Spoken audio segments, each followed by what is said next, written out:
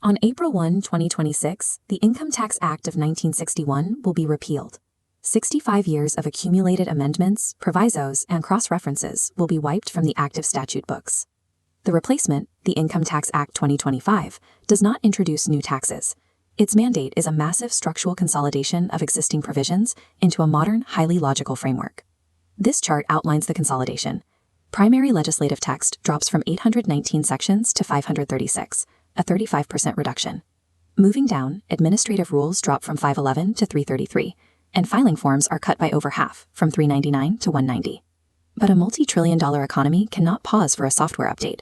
Cross-period vendor contracts will still be executed, and tax returns for the previous year will still be due. We need to map exactly how the new tax year operates, deconstruct the mechanics of cross-period TDS compliance, and evaluate how vital deductions like the NPS and Section 80D survive across these shifting tax regimes.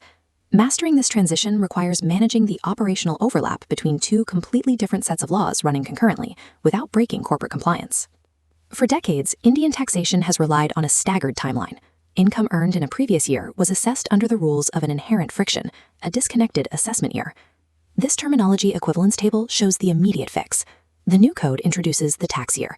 It aligns perfectly with the standard financial year, serving as the single reference for when income is earned and assessed. Look at the bottom row. Income earned in the financial year 2026-27 is now simply assessed as tax year 2026-27. The lag is gone. The immediate question for tax professionals is whether this terminology shift creates a gap. Does a missing year exist at the boundary of the transition? This diagram marks the April 1, 2026 boundary, proving a continuous timeline. Left, income earned in FY 2025-26 remains governed by the old Act, assessed as assessment year 2026-27. Right, income earned from April 1 falls under the new Act, assessed as tax year 2026-27. The chronological timeline has zero gaps. The change is purely a nomenclature adjustment designed to remove systemic confusion. In reality, tax compliance rarely fits neatly into a 12-month box. Assessments, appeals, and penalty proceedings extend for years after a financial period closes. To handle this, the new Act utilizes Section 536, a repeal and savings clause. It legally preserves the 1961 framework for all tax years beginning before April 1, 2026.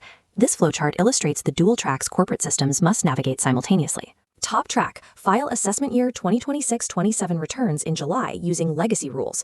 Bottom track, simultaneously pay advanced tax for tax year 2026-27 under the new code. Both workflows converge at the dual compliance e-filing portal. Financial departments must bifurcate their workflows. Old tax data and new tax data must be strictly compartmentalized within corporate systems for at least a year. The most immediate friction point for accounts payable and corporate finance operations is tax deducted at source, or TDS. The sprawling legacy list of TDS provisions from Section 192 all the way through 194T has been entirely collapsed. The new code governs everything through just two sections, Section 392 for salaries and Section 393 for all other payments. This logic tree maps the transition dilemma. If a vendor contract is executed in March but paid in April, which law applies? The answer lies at the central decision node, the earlier event of credit or payment. TDS applicability is absolutely locked by whichever of those two actions occurs first. Left path. If credited or paid on or before March 31st, 2026, the old Act applies, retaining old reporting codes. Right path. If that event triggers on or after April 1st, 2026, the new Act applies, mandating the new Section 393 tables. If your accounts payable team submits a TDS return in April, quoting legacy codes like 194C for contractors or 194J for professional services, the e-filing portal will trigger severe system-level validation errors. ERP systems must be hard-coded with a strict date logic switch. Failing to update these rules before day one results in immediate, widespread compliance failures. Shifting from corporate compliance to individual tax optimization, the transition requires navigating the strict boundaries of the old and new tax regimes. Take the Section 80D deduction for health insurance premiums. It did not survive the transition to the new tax regime. It remains exclusively available under the old tax regime. Under the old regime, an individual claims 25,000 rupees for their family. Covering non-senior parents raises the combined limit to 50,000 rupees. Adding senior citizen parents pushes it to 75,000. And if both taxpayer and parents are senior citizens, the maximum caps at 100,000 rupees. The national pension system operates under slightly different mechanics.